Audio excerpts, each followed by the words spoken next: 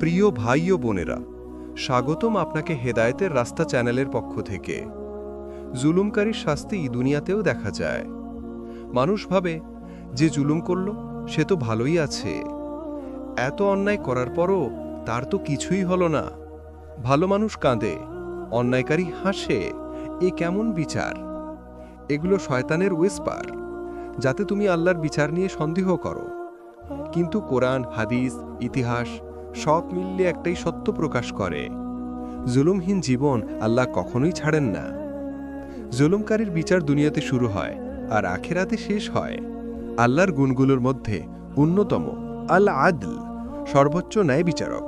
তিনি দেরি করেন কিন্তু কখনো ভুল করেন না। অনেক মানুষ জুলুম বলতে শুধুই বড় অপরাধ বোঝে, কিন্তু ইসলাম বলে যে কোনো অন্যায়, যে কোনো কষ্ট দেওয়া, যে কোনো অধিকার কেড়ে নেওয়া সবই জুলুম। জুলুম হলো কারো অধিকার খেয়ে নেওয়া, কারো সম্মান নষ্ট করা, কারো ভালোবাসার সুযোগে তাকে কষ্ট দেওয়া, মিথ্যা বলা, বঞ্চিত করা, প্রতারণা করা, খলবতা দিয়ে ভয় দেখানো, টাকা লুট করা, কর্মচারীর কম বেতন দেওয়া, স্ত্রীর অধিকার না দেওয়া, সন্তানকে অন্যায়ভাবে মারধর, কারো উপর চক্রান্ত, কারো রিজিক বন্ধ করে দেওয়া। রাসূল সাল্লাল্লাহু আলাইহি ওয়াসাল্লাম বলেছেন, জুলুম হলো কিয়ামতের দিনে অন্ধকারের অন্ধকার, অর্থাৎ একটা অন্যায় পুরো আখিরাত অন্ধকার বানিয়ে ফেলবে। জুলুমকারের শাস্তি দুনিয়াতে কেন দেখা যায়? দুনিয়া পরীক্ষার জায়গা। এখানে আল্লাহ ততক্ষণ দেরি করেন যতক্ষণ তিনি চান। কিন্তু জুলুমকারের তিনটি শাস্তি দুনিয়াতে আসেই। প্রথম শাস্তি, তার হৃদয় থেকে শান্তি তুলে নেওয়া। যে মানুষ অন্যায় করে সে যত অর্থ, ক্ষমতা, জনপ্রিয়তা পায় না কেন, তার বুকে আগুন জ্বলার মতো অস্থিরতা থাকে। সে রাতে ঘুমোতে পারে না, লুকানো ভয় তাকে খায়, অজানা দুশ্চিন্তা ঘিরে ধরে। কারণ আল্লাহর হুকুম, জালিমদের অন্তরে আমি ভয় ঢুকিয়ে দেব। দ্বিতীয় শাস্তি, তার রিজিকের বরকত তুলে নেওয়া। অনেক জালিম লোককে দেখবেন টাকা আছে, ঘর আছে, ব্যবসা আছে, কিন্তু হাসি নেই, বরকত নেই।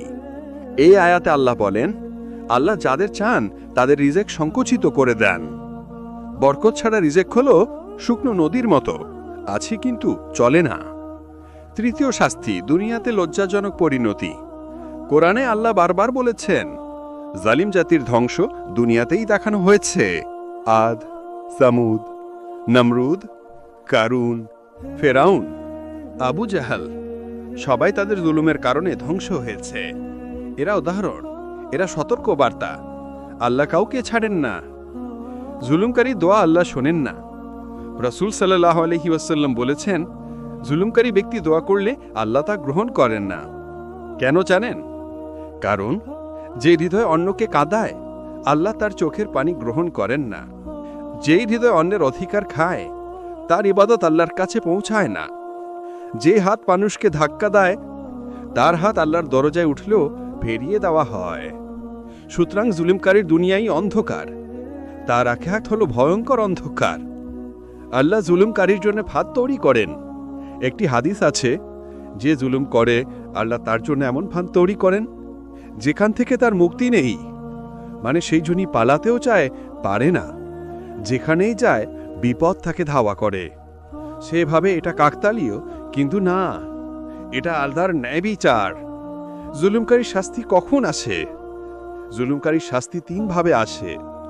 এক, তাৎক্ষণিক শাস্তি, সম্মান নষ্ট, ব্যর্থতা, লজ্জা, অপমান, চাকরি হারানো, সম্পর্ক নষ্ট, শান্তি শেষ। বিলম্বিত শাস্তি, আল্লাহ কখনো দেরি করেন যেন মানুষ নিজেই ধীরে ধীরে নিজের অন্ধকারে পড়ে যায়। হঠাৎ ধ্বংস, ক্যারনের মতো, যেদিন সে সবচেয়ে বেশি খুশি ছিল সেই দিনেই তাকে মাটিতে ধসিয়ে দেওয়া হলো।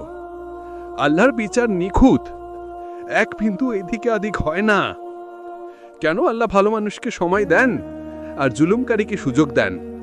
অনেকে প্রশ্ন করে, জুলুমকারীকে এত সময় আল্লাহ কেন দেন? উত্তর সহজ, কারণ আল্লাহ চান সে তওবা করুক। যদি না করে তাহলে তার শাস্তি আরো কঠিন হয়।